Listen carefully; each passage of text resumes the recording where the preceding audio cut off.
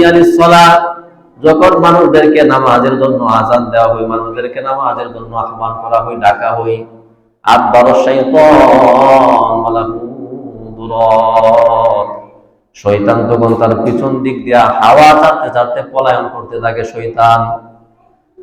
এরকম ভাবে শয়তান যখন পলায়ন করে, ফাইদা কদান নিদা আকবালা, আযান যখন শেষ হয়ে যায়, মুয়াজ্জিন যখন আযান শেষ করে ফেলে, আকবালা, শয়তান আবার মানুষদেরকে, মুসল্লিদেরকে ধোঁকা দেওয়ার জন্য আবার উপস্থিত হয়ে যায়।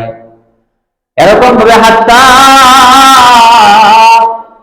হাত্তা ইযা সুবিবা বিস-সালাতি আকবারা, আবার যখন মুসল্লিরা নামাজের জন্য দাঁড়ায় যায়, মুয়াজ্জিন যখন ইকামত দিতে থাকে, ইকামত বলার সময় ইকামতের আওয়াজ যখন শয়তান শুনে, আকবারা, আবার শয়তান পলায়ন করতে থাকে।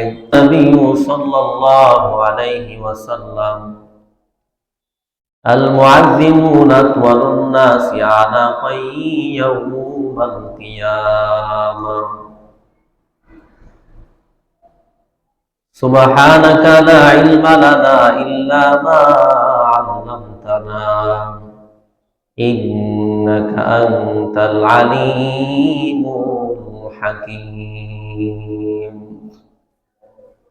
আমরা সকলেই নামাজের দুরূদ শরীফ দুরূদ ইব্রাহিম পড়ি। আল্লাহুম্মা সাল্লি আলা মুহাম্মাদিন ওয়া আলা আলি মুহাম্মাদ কামা সাল্লাইতা আলা ইব্রাহিম ওয়া আলা আলি ইব্রাহিম ইন্নাকা হামিদুম মাজিদ। আল্লাহুম্মা বারিক আলা মুহাম্মাদিন ওয়া আলা আলি মুহাম্মাদ কামা বারাকতা আলা ইব্রাহিম ওয়া আলা আলি ইব্রাহিম ইন্নাকা হামিদুম মাজিদ। আলহামদুলিল্লাহ, সর্বপ্রথম আমরা মহান রব্বুল ইজ্জতের আলিশান দরবারে কালিমাতুশ শুকর আদায় করব যে মহান মালিক আপনাকে আমাকে অতি মায়া করে, দয়া করে, ভালোবেসে দীর্ঘ এক সপ্তাহ পর তার বিধান জুমার নামাজ আদায় করার জন্য তারিগর মসজিদে আসার মতো, বসার মতো তৌফিক দিয়েছেন। এই জন্য আমরা সকলেই তার শিখানো ভাষা অনুযায়ী কালিমাতুশ শুকর করব আলহামদুলিল্লাহ। সম্মানিত হাজিরিন, গত জুমাতে আমরা আলোচনা করতেছিলাম আযান এবং মুয়াজ্জিনের ফজিলত সম্পর্কে। আমাদের প্রথম কথা ছিল ইসলামের সংলগ্নে আযানের আগে মুসলমানদেরকে কিভাবে নামাজের জন্য ডাকা হতো এই সম্পর্কে। 2 নম্বর আযানের সূচনা। 3 নম্বর যে বিষয়টা ছিল এটা হলো আযান এবং মুয়াজ্জিনের ফজিলত। এই ব্যাপারে আমরা আলোচনা করতেছিলাম যে 10টা ফজিলত সম্পর্কে আমরা জানব। এর মধ্যে গত জুমাতে 2টা ফজিলত সম্পর্কে আমরা আলোচনা করেছিলাম। আজকে আমরা 3য় নম্বর ফজিলত থেকে জানবো ইনশাআল্লাহ। মুয়াজ্জিন এবং আযানের 3য় নম্বর ফজিলত হলো কিয়ামতের দিন আল্লাহ তাআলা মুয়াজ্জিনের গর্দানকে সবচেয়ে উঁচু করে দিবেন। মানুষ দেখলেই চিনতে পারবে, বুঝতে পারবে যে এটা দুনিয়াতে মুয়াজ্জিন ছিল। গলা লম্বা করে দিবেন, গর্দান উঁচু করে দিবেন। এর দ্বারা এটা না যে জিরাফের মতো গর্দান উঁচু করে দিবেন, বিষয়টা এরকম নয়। এটার একটা ব্যাখ্যা আছে। এর ব্যাখ্যা জানার আগে আমরা হাদিসটা জানবো, তারপরে ব্যাখ্যা জানবো ইনশাআল্লাহ।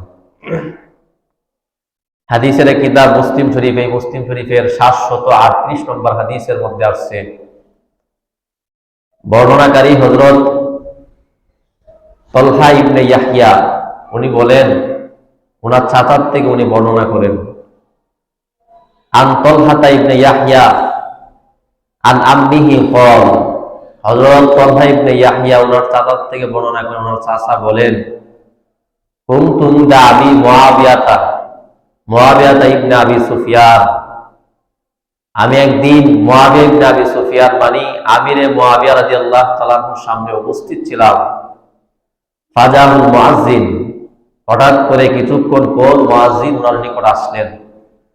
আসার পর ইয়াদউ ইলা সালাহ, ওনাকে নামাজের জন্য ডাকতে মুয়াজ্জিন আসলেন। মুয়াজ্জিন এসে বললেন যে আমিরে মুয়াবিয়া, নামাজের সময় হয়েছে, আপনি নামাজে চলেন। মুয়াজ্জিন যখন এই কথাটা ওনাকে বললেন, বলার পর ফাকালা মুয়াবিয়াতু, হযরত মুয়াবিয়া রাদিয়াল্লাহু তাআলা বললেন, সামিতু রাসূলুল্লাহি সাল্লাল্লাহু আলাইহি ওয়াসাল্লাম ইয়াকুল, আমি নবীজিকে বলতে শুনলাম, নবীজি তোমার মতো মুয়াজ্জিন সম্পর্কে বলছেন, আল মুআজ্জিনুনা আতওয়ালুন নাসি আ'নাকা ইয়াউমাল কিয়ামাহ, কিয়ামতের দিন মুয়াজ্জিনের গর্দান, মুয়াজ্জিনের গলা সবচেয়ে উঁচু হবে। বলে গর্দান যে উঁচু হবে এর ব্যাখ্যা কি? দুইটা ব্যাখ্যা পাওয়া যায়। এর মধ্যে একটা ব্যাখ্যা হলো যে আতওয়ালুন নাসি তাশাররুফান ইলা রাহমাতিল্লাহ, কিয়ামতের দিন মুয়াজ্জিন যখন দেখবে যে আজান দেওয়ার কারণে আল্লাহ তাআলা তাকে এত পরিমাণে অনুগ্রহ করছেন, এত পরিমাণে সওয়াব দিচ্ছেন, এত পরিমাণ তার মর্তবা বরণ্য হয়েছে, এটা দেখার জন্য বলে আতওয়ালুন নাসি তাশাররুফান ইলা রাহমাতিল্লাহ, আল্লাহ তাআলার রহমতের দিকে তার গলাটা বাড়ায় দিবে মুয়াজ্জিন। বলে লিআন্নাল মুতাশাউফা, কেননা আগ্রহকারী, আকাঙ্ক্ষিত বস্তুর যে আগ্রহকারী, যেই ব্যক্তি টার্গেট আছে যে আমি আগ্রহিত বস্তুটা মূল্যবান একটা বস্তু পাবো, ওই ব্যক্তিটা লিআন্নাল মুতাশাউফা ইউকিলু উলকুহু ইলা মা ইয়াত্তালিউ ইলাইহি, সে তার আকাঙ্ক্ষিত বস্তুর দিকে যেরকম গলা বাড়িয়ে দেয়, কিয়ামতের দিন মুয়াজ্জিন তার অনুগ্রহ, আল্লাহ তাআলা তাকে যে পূর্ণ দিলেন, নেক দিলেন, মর্যাদা বরণ্য করলেন, এই জন্য মুয়াজ্জিন তার গর্দানকে এরকম ভাবে সামনের দিকে অগ্রসর করবেন।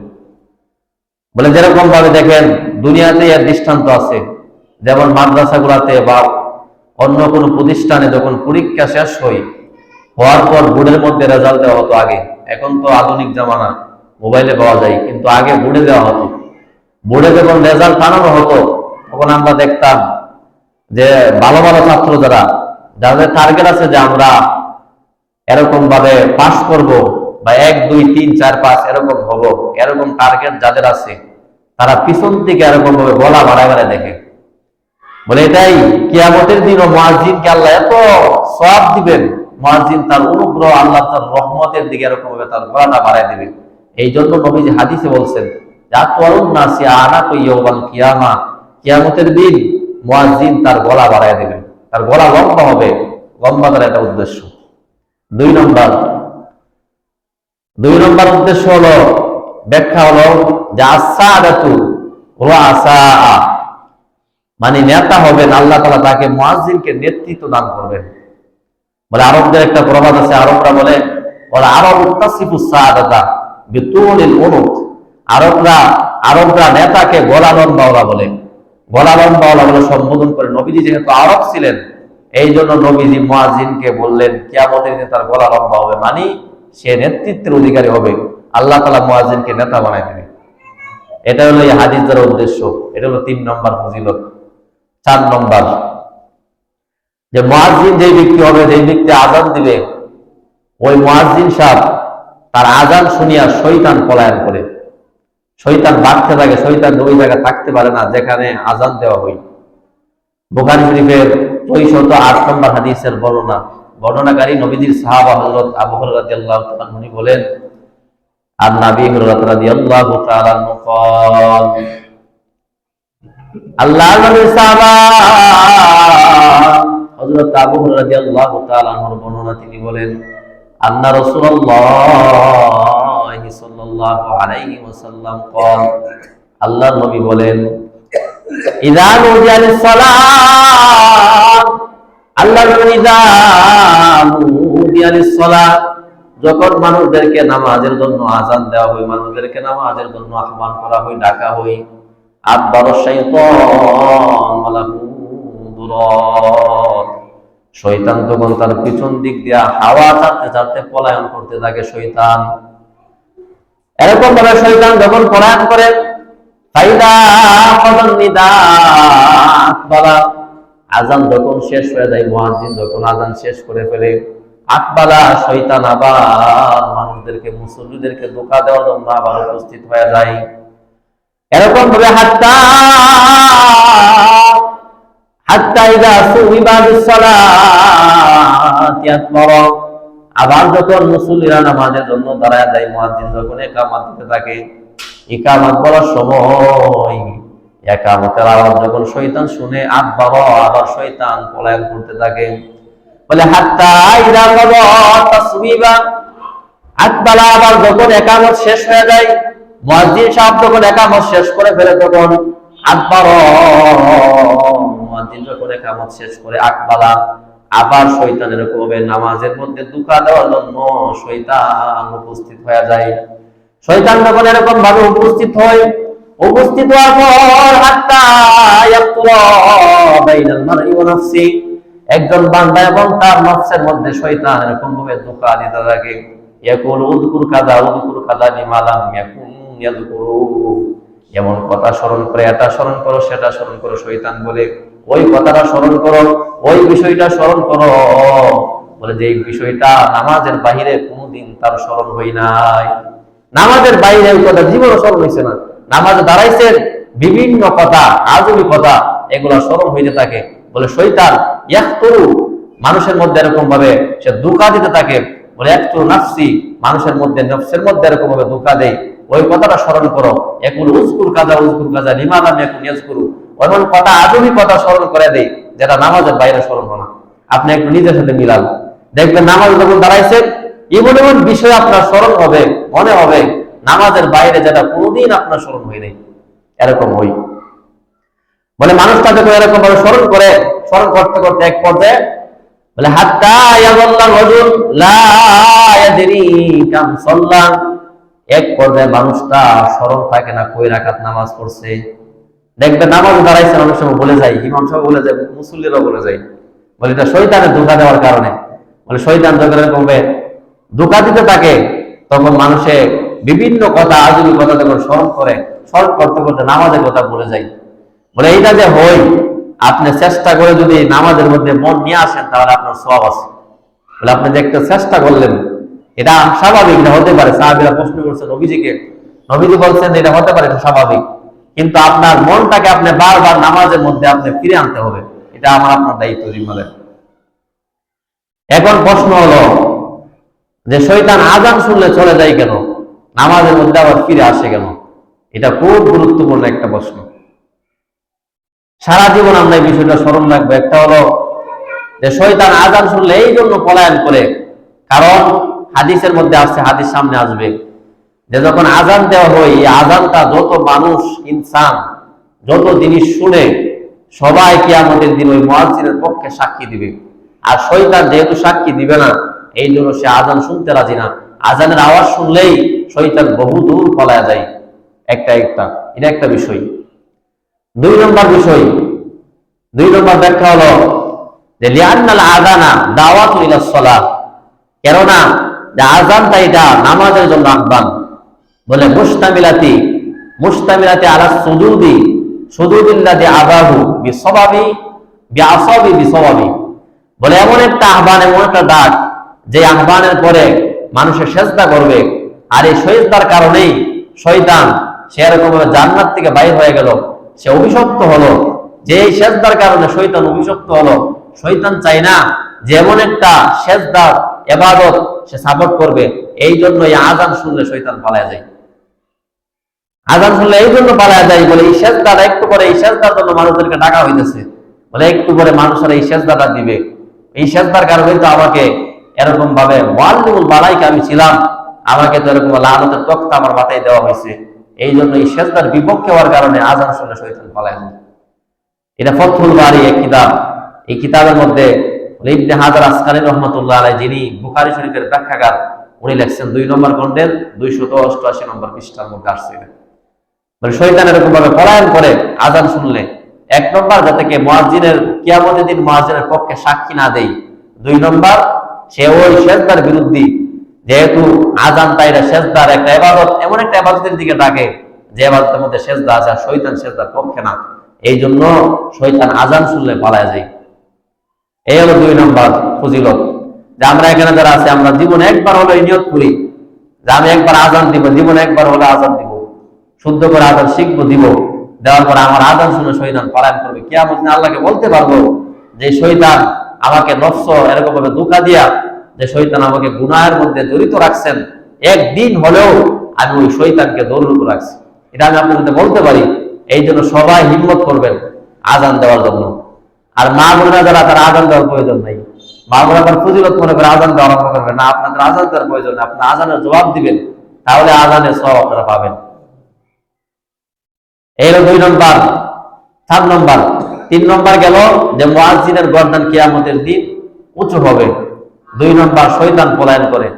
এটা হলো 4 নম্বর। 5 নম্বর, 5 নম্বর যে বিষয়টা হলো যে মুয়াজ্জিনের আযান যেই সমস্ত মানুষ, জিন এবং পশু পাখি অন্যান্য বস্তুগুলা শুনে কিয়ামতের দিন ওই জিনিসগুলা মুয়াজ্জিনের পক্ষে আল্লাহ তাআলা নিকট সাক্ষী দিবে।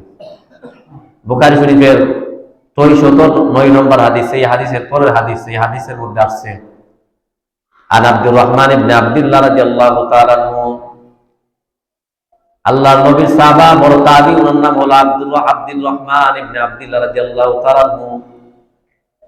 আব্দুর রহমান ওনার বাবা আব্দুল্লাহ, ওনার দাদার নাম আবার আব্দুর রহমান। আন আব্দুর রহমান আবি সালসাতিন সুম্মাল মাজিনি আন নবী রাদিয়াল্লাহু তাআলা আনহু। হযরত আব্দুর রহমান তার বাবার থেকে বর্ণনা করেন, তার বাবা আব্দুল্লাহ ওনার দাদা আব্দুর রহমান থেকে বর্ণনা করেন। নাতির নাম আব্দুর রহমান, আবার বাবার নাম আব্দুল্লাহ, দাদার নাম আব্দুর রহমান। বলে নাতির নাম আব্দুর রহমান, বাবার নাম আব্দুল্লাহ, দাদার নাম আব্দুর রহমান। বলে ওনার বাবা আব্দুল্লাহ থেকে উনি বর্ণনা করেন, উনি সুম্মা আবিহি ওনার বাবার থেকে বর্ণনা করেন। উনি বাবা বলেন, ওনার বাবা বলেন আন্নাহু আকবারা আন্না আবু সাঈদ আল-খুদরি রাদিয়াল্লাহু তাআলা আনহু, আমাকে নবীজির সাহাবা হযরত আবু সাঈদ খুদরি রাদিয়াল্লাহু তাআলা আনহু এই সম্পর্কে আমাকে সংবাদ দিলেন। উনি বললেন, আমাকে সম্বোধন করে বললেন, মানে আব্দুর রহমানকে সম্বোধন করে বললেন। আব্দুর রহমানকে সম্বোধন করে আবু সাঈদ খুদরি বলে ইন্নী আরাকা তুহিব্বুল গানামা ওয়াল বাদিয়া, ইন্নী আরাকা, নিশ্চয় আমি তোমাকে দেখতে পাইতেছি, আমি তোমাকে দেখতেছি, তুহিব্বুল গানামা ওয়াল বাদিয়া, তুমি বকরি এবং বন জঙ্গলে থাকাকে বেশি পছন্দ করো। মানে তুমি প্রায় সময়, বেশিরভাগ সময় তুমি ছাগল নিয়ে জঙ্গলে থাকো, ঘাস খাওয়ানোর জন্য বড় জঙ্গলে থাকো, এটা আমি তোমাকে দেখতেছি। যে তুহিব্বু, তুমি পছন্দ করো, বলে গনাম আও বাদিয়া, গনাম মানে বকরি, বকরি লালন পালন করে বকরির সাথে থাকতে তুমি পছন্দ করো। বলে বন জঙ্গলে এরকম ভাবে বকরি চড়াইতে তুমি ভালোবাসো, এটা তোমাকে আমি দেখতেছি। বলে ফাইদা কুনতা ফি গনামিকা আও বাদিয়াতিকা, আবু সাঈদ খুদরি রাদিয়াল্লাহু তাআলা আব্দুর রহমানকে বললেন, হে আব্দুর রহমান, তুমি যখন এরকম ভাবে বকরি চড়ানোর কাজের মধ্যে থাকো, আও বাদিয়াতিকা, অথবা বন জঙ্গলে থাকো, ফাইদা আযানতা বিসসালাতি ফারফা সাওতাকা বিন্নিদা, তুমি যখন নামাজের সময় হয়ে যায়, তুমি যখন আযান দাও, ফারফা সাওতাকা বিন্নিদা, তোমার আযানের আওয়াজকে তুমি অনেক উঁচু করিয়া দিবা, অনেক উচ্চ আওয়াজে তুমি আযান দিবা। বলে কেন না জানো নি?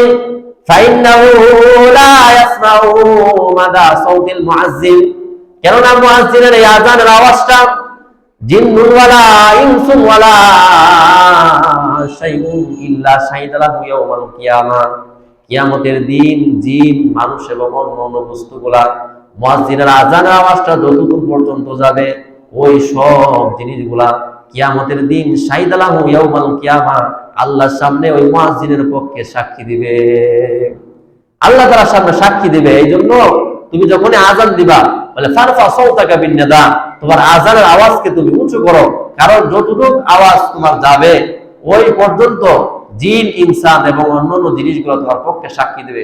এই জন্য যত দূর যাই ততই তোমার লাভ। এই জন্য আযান দিলে আওয়াজটা উঁচু করে দাও। قال أبو سعيد رضي الله تعالى عنه سمعت من رسول الله صلى الله عليه وسلم, এই কথা বলার পর আবু সাঈদ খুদরি বলেন, এই কথাটা আমি নিজের পক্ষ থেকে বলি নাই, বলে এই কথাটা আমি নবীজির থেকে এরকম ভাবে শুনলাম, তারপর তোমাকে আমি বললাম। নবীজির থেকে শুনছি, নবীজি আমাকে বলছেন, এই জন্য আমি তোমাকে বললাম যে আযান দিলে আওয়াজটা উঁচু করে দেওয়া। বলে যত জিন, ইনসান এবং অন্যান্য জিনিসগুলো যখন আযানের আওয়াজ শুনবে, কিয়ামতের দিন মুয়াজ্জিনের পক্ষে সাক্ষী দিবে। এটা হলো 5 নম্বর। 6 নম্বর যে বিষয়টা হলো যে আমাদের নবীজি মুয়াজ্জিনের মাগফিরাতের জন্য দোয়া করছেন। কিতাবের নাম আবু দাউদ শরীফে, আবু দাউদ শরীফের 517 নম্বর হাদিস। বর্ণনাকারী আবু হুরায়রা রাদিয়াল্লাহু তাআলা উনি বলেন, আন নবী রাদিয়াল্লাহু তাআলা قال قال رسول الله صلى الله عليه واله وسلم, নবীজির সাহাবা হযরত আবু হুরায়রা রাদিয়াল্লাহু তাআলা বর্ণনা তিনি বলেন, নবীজি বলেন, আল ইমামু দামিন, ইমাম হলো জিম্মাদার, ওয়াল মুয়াজ্জিনু মুতাআমুন, মুয়াজ্জিন হলো এরকম ভাবে আমানতদার। ইমাম হলো জিম্মাদার, মুয়াজ্জিন হলো আমানতদার।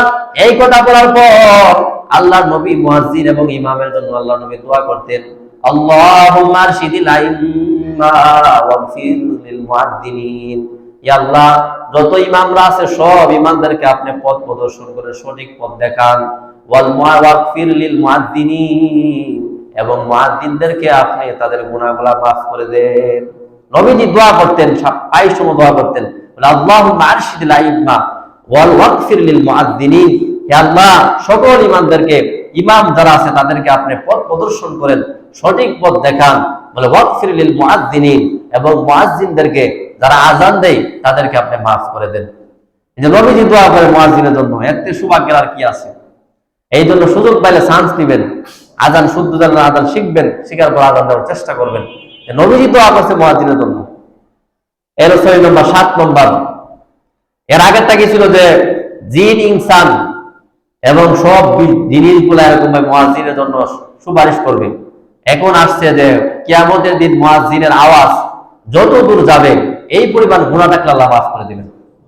এবং মুয়াজ্জিনের জন্য প্রত্যেক তরল বস্তু এবং শুকনা বস্তু, প্রত্যেক তরল এবং শুকনা সব বস্তুগুলা, পৃথিবীতে যে বস্তুগুলা আছে হয়তো শুকনা না হইলো ভিজা, দুইটার থেকে যে কোনো একটা, বলে এই সব জিনিসগুলা কিয়ামতের দিন সাক্ষী দিবে মুয়াজ্জিনের পক্ষে। এই আবু দাউদ শরীফের এই 515 নম্বর হাদিসের মধ্যে আসছে। বর্ণনাকারী আবু হুরায়রা রাদিয়াল্লাহু তাআলা উনি বলেন, আন নবী রাদিয়াল্লাহু তাআলা আন নবী সাল্লাল্লাহু আলাইহি ওয়াসাল্লাম, আল্লাহর নবী সাহাবা হযরত আবু রাদিয়াল্লাহু তাআলা বর্ণনা তিনি আল্লাহর নবী বলেন, আল মুয়াজ্জিনু ইউগফারু লাহু মাদা সাউতিহি, মুয়াজ্জিনের আযানের আওয়াজ যতটুকু পরিমাণ যায় এই পরিমাণ গুনাহ যদি মুয়াজ্জিনে থাকে তাহলে আল্লাহ তাআলা তার গুনাহগুলো মাফ করে দিবেন। কথার কথা, আপনার আযানের আওয়াজ যদি পুটিয়া বাজার পর্যন্ত যায়, পুটিয়া বাজার পর্যন্ত এই এরিয়া সমপরিমাণ গুনাহ যদি আপনি করেন, আল্লাহ তাআলা আযানের বদলতে আপনার ওই গুনাহটা মাফ করে দিবেন।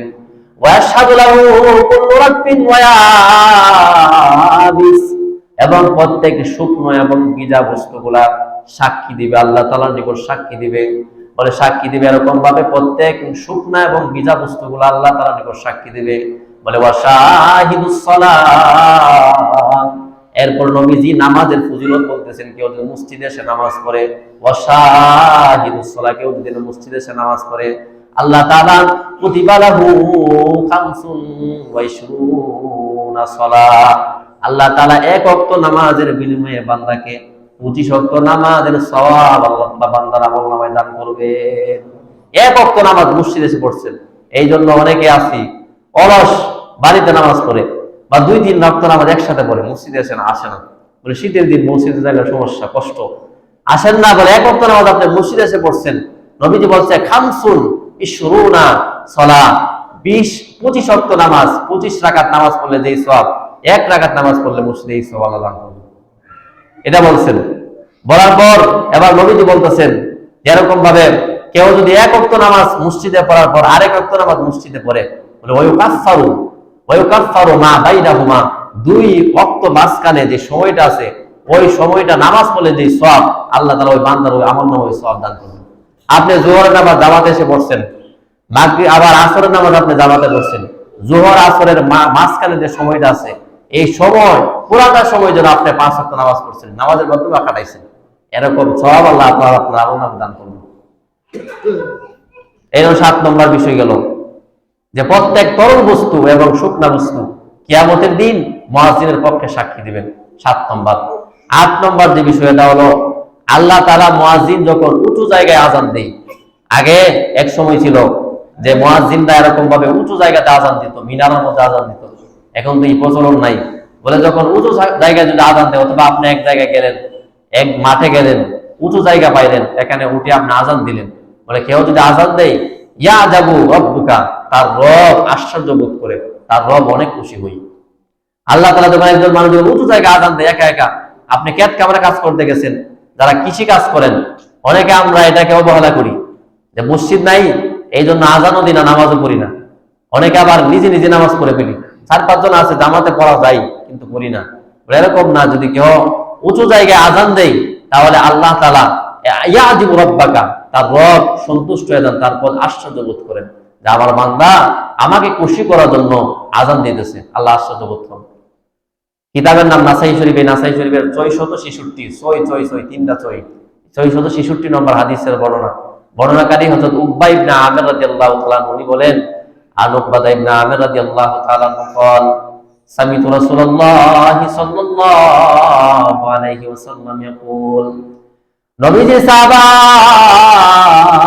হযরত উকবা ইবনে আমির রাদিয়াল্লাহু তাআলা বর্ণনা তিনি বলেন, আল্লাহ নবীকে আমি বলতে শুনলাম, নবীজি বললেন, ইয়া আজাবু রাব্বুকা মিন গনাম, আল্লাহ তাআলা ওই বান্দার প্রতি সবচাইতে সন্তুষ্ট হন, সবচাইতে আশ্চর্য বোধ করেন যেই বান্দা বকরি চড়ানোর জন্য কোনো মাঠে গেল বা কৃষি কাজ করার জন্য কোনো মাঠে গেল, যাওয়ার পর বলে এরকম ভাবে বান্দাটা যখন এরকম ভাবে ইউআযিনু বিসসালাহ, নামাজের জন্য যখন আজান দেই, ওই উসল্লি, এবং নিজেও নামাজ পড়ে, মাঠের মধ্যে নামাজ পড়ে, কাজ করতে গেছে কাজ করার সময় নামাজ পড়ে, ওই বান্দার প্রতি আল্লাহ তাআলা আশ্চর্য বোধ হয়ে যায়। বান্দাটা যখন কাজ করার জন্য গেছে, যে ওই উসল্লি, সে আজান দিছে, দেওয়ার পর যে যখন নামাজ পড়ে, বলে ইয়া যাবু রব্বুকা, তার রব আশ্চর্য বোধ করে, তার রব আশ্চর্য হয়ে যায় যে আমার বান্দাটা এরকম ভাবে আমাকে সন্তুষ্ট করার জন্য আজান দিতেছে।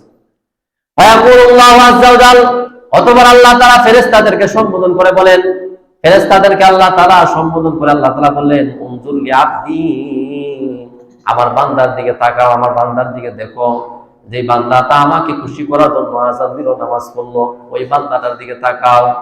যে বান্দাটা হাযা ইউআযিনু, সে বান্দাটা আযান দিল, ওয়া ইউকিমুস সালাতা ইয়াখাফু মিন্নি, সে আযান দিল, জামাতে নামাজ পড়লো, নামাজ কায়েম করলো, 5-6 জন মিলে মাঠের মধ্যে নামাজ পড়লো, কৃষি কাজ করতে গেছে, নামাজ পড়লো, বলে ইয়াখাফু মিন্নি, সে নামাজ পড়ছে কেন জানোনি, আমাকে বই করে, আমাকে খুশি করার জন্য।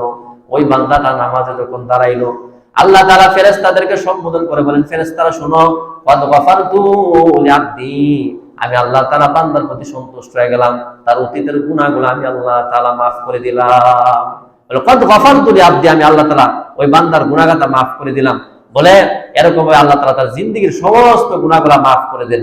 যে বান্দাটা এরকম ভাবে নিজে মাঠের মধ্যে গেছে, আযান দিছে, দেওয়ার পর নিজে আবার কয়েকজন মিলে জামাতে নামাজে দাঁড়াইছে, আল্লাহ তাআলা আশ্চর্য করেন, ফেরেশতাদেরকে বলেন, উনজুর লি আবদি, তুমি আমার বান্দার দিকে তাকো, যে হাযা ইউআযিনু, সে নিজে আযান দিল, ওয়া ইউসাল্লি, এবং নামাজে দাঁড়ায় গেল।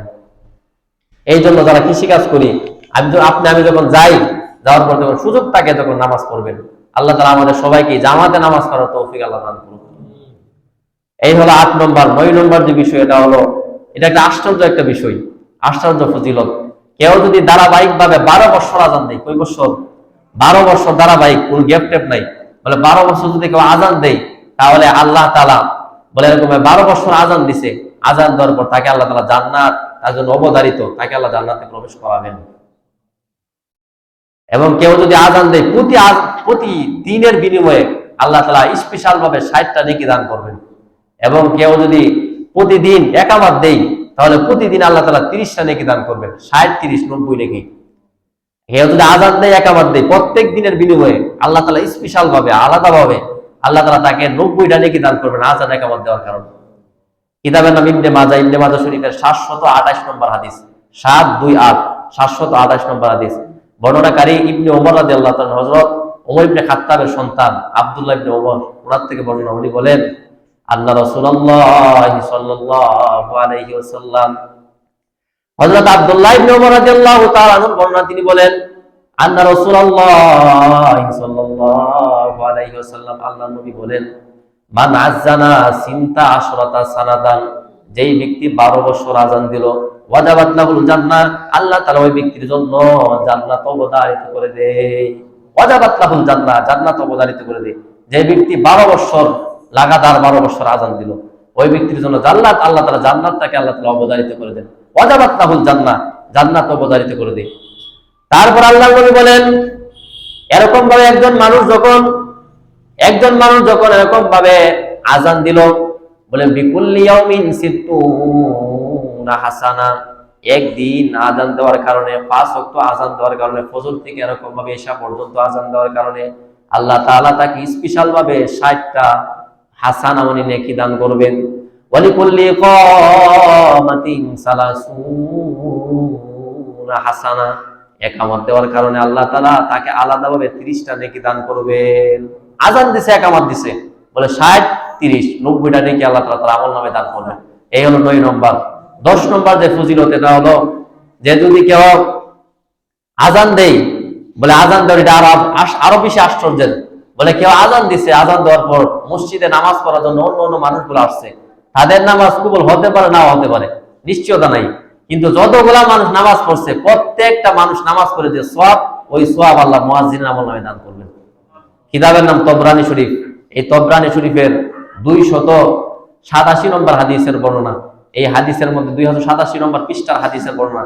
এই হাদিসের মধ্যে আসছে হযরত আবু উমামা বাহিলি রাহমাতুল্লাহ আলাইহি, অনেক বড় দায়ী, ওনার থেকে বর্ণনা। উনি বলেন, আজরুহু মিসলা আজরু মান সাল্লামাহু, যে প্রত্যেকটা ব্যক্তি যারা মুয়াজ্জিনের সাথে নামাজ পড়ছে, আজরুহু মিসলা আজরু মান সাল্লামাহু, মাহু মানে মুয়াজ্জিনের সাথে, মুয়াজ্জিন আযান দেওয়ার পর মুয়াজ্জিনের সাথে যতগুলা মানুষ নামাজ পড়ছে, প্রত্যেকটা মানুষের নামাজের সওয়াব আল্লাহ তাআলা মুয়াজ্জিনের আমলনামায় দান করবেন। এই যে 10টা আযান এবং মুয়াজ্জিনের ফজিলত, এই 10টা সম্পর্কে জানলাম। আল্লাহ তাআলা আমাদের সবাইকে আযান যারা পারি না শিখার, আযান দেওয়ার তৌফিক আল্লাহ তাআলা দান করুন। হিম্মত করবেন, সাহস করবেন, দেখবেন পারবেন। আল্লাহ তাআলা সবাইকে তৌফিক দান করুন। পরবর্তী জুমা থেকে ইনশাআল্লাহ আমাদের এই আলোচনারই আযান সম্পর্কে আলোচনার 4th নম্বর যে আমাদের শিরোনামের থেকে আলোচনা চলবে ইনশাআল্লাহ। আমরা যারা সুন্নত পীরে চাঁদাকে সুন্নত